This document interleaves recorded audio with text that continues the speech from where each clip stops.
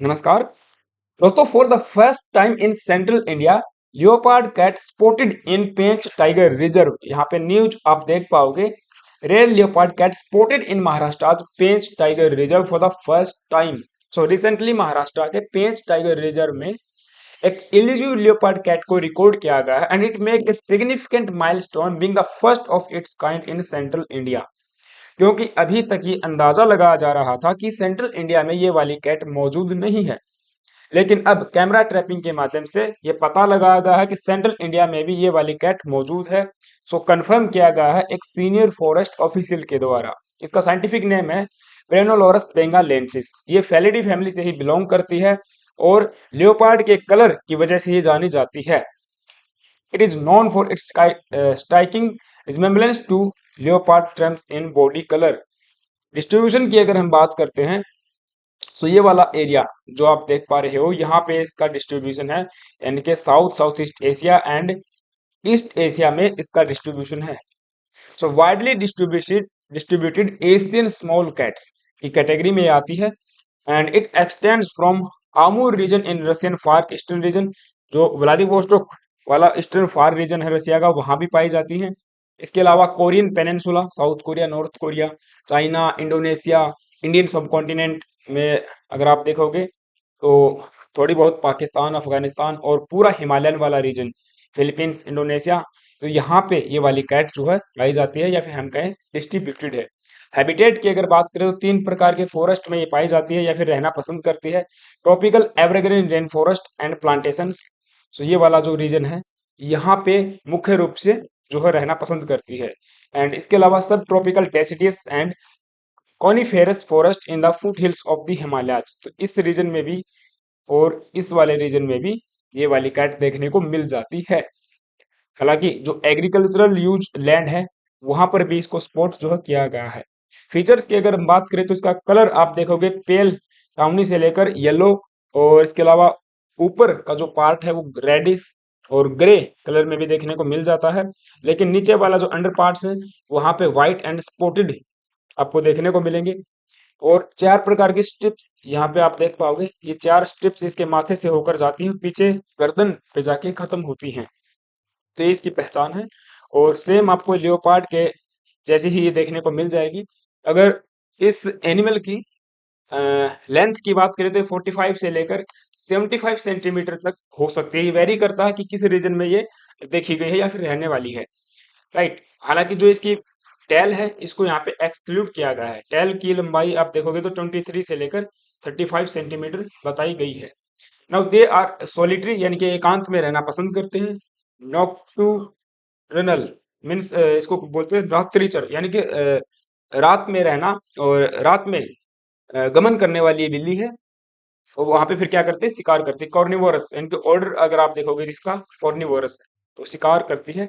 अब इसके बारे में इतनी बात क्यों हो रही है कि पहली बार इंडिया में देखी गई है, क्या ये आईयूसीएन की किसी रेड लिस्ट में शामिल है? तो देखिए, आईयूसीएन का जो स्टेटस है वो इसका ठीक ठाक है। ये लिस्ट कंसर्न की लिस्ट में शामिल है। इसके अलावा सिटीज के भी अपेंडिक्स 2 में शामिल है, यानी कि इसकी इनकी जो प्रजाति है और इनकी जो स्ट्रेंथ है वो काफी मात्रा में है। अभी विलुप्ति का खतरा इनको नहीं है। बावजूद इसके टाइगर कैट की इंपॉर्टेंस इसीलिए ज्यादा है क्योंकि जंगल कैट के बाद ये इंडिया में second most prevalent failed species है जो पाई जाती है। और ये जानी जाती है इसके एडेप्टिव फ्लेक्सिबिलिटी के कारण। एंड ये पहले ऐसा अनुमान था कि सेंट्रल इंडिया में इनकी जो प्रेजेंस है वो नहीं है। Previously believe to be present in absent in central Asia. It's new found presence challenges previous assumptions. तो पहले वाले जो अजम्पशंस हमारे पास में थे उनको चैलेंज जो किया गया है। चूंकि इंडिया पूरे विश्व का फेलिड बायोडाइवर्सिटी का 40% शेयर अपने पास रखता है और पूरे भारत में 15 प्रकार की जो वैलिड वाइल्ड कैट्स हैं उनकी प्रजातियां भी पाई जाती हैं। और ये नई डिस्कवरी फर्दर रिसर्च में एक कैटालिस्ट का काम करेगी ताकि हम समझ पाए इनके डिस्ट्रीब्यूशन पैटर्न को, जो कि एक बहुत कम अटेंशन वाला फील्ड रहा है। अब नई जो रिसर्च होंगी उनसे पता लगेगा कि इनका डिस्ट्रीब्यूशन एरिया कितना है, इनका हैबिटेट क्या है, और इनका जो व्यवहार है उसको भी हम लोग समझ पाएंगे। एंड इसके अलावा understanding the distribution of wild life is imperative for formulating comprehensive conservation strategies under कोर्सिंग the importance of such findings. अगर कॉम्प्रिहेंसिव स्ट्रेटजीज बनाए जाएं तो पहले से ही इनको कंजर्व किया जा सकता है, क्योंकि रिसेंट रिपोर्ट्स की माने तो बताया गया है हॉन्टिंग का थ्रेट इनके सर पे मंडरा रहा है। बहुत बड़े पैमाने पर इनके फर का इस्तेमाल होता है, इलीगल मार्केट में इनको बेचा जाता है, पैट्स के रूप में भी, फूड के रूप में भी और फर के लिए भी। तो कहीं ना कहीं आने वाले समय में इनकी प्रजाति को कोई खतरा न हो, कोई थ्रेट न हो, तो ये जो नई रिसर्च है वो बहुत मदद करने वाली है।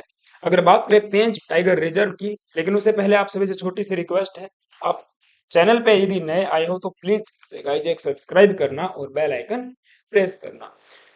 Now the Pench tiger reserve, ये आपको बता दूं महाराष्ट्र एंड मध्य प्रदेश दोनों में फैला हुआ है, दोनों का एक साझा एक ज्वाइंट प्राइड है। और इसको टाइगर रिजर्व जो है डेजिग्नेट किया गया था 1998 से लेकर 1999 में। इसके अलावा जो मध्य प्रदेश वाला है उसको भी 1992 1993 में टाइगर रिजर्व का स्टेटस दे दिया गया था। और इसको पूरे रीजन को नेशनल पार्क जो है के रूप में डेजिग्नेट किया गया था 1975 में by the government of India. And it is among the sites notified as important bird areas of India. So birds की जो प्रजातियां हैं वो भी यहाँ पे पाई जाती हैं, और जो जंगली जीव जंतु उनकी बहुत सारी प्रजातियां यहाँ पे पाई जाती है। बेसिकली मैं आपको बता दूं जो पेंच रिवर है उसके नाम से इसका नाम रखा गया है, क्योंकि इस टाइगर रिजर्व के या फिर इस नेशनल पार्क के बीचों बीच से पेंच रिजर्व जो पेंच नदी है, रिवर जो हमारी है वो गुजरती है। ठीक है, तो ये एक छोटी सी न्यूज थी। आई होप कि आपको चीजें समझ में आई होंगी। तो आप मुझे कमेंट बॉक्स में बता सकते हो ये वाली जो नई कैट की डिस्कवरी हुई है इसके कंजर्वेशन के लिए हम कौन कौन से एफर्ट्स यहाँ पे डाल सकते हैं। राइट, तो thank you guys, have a nice day.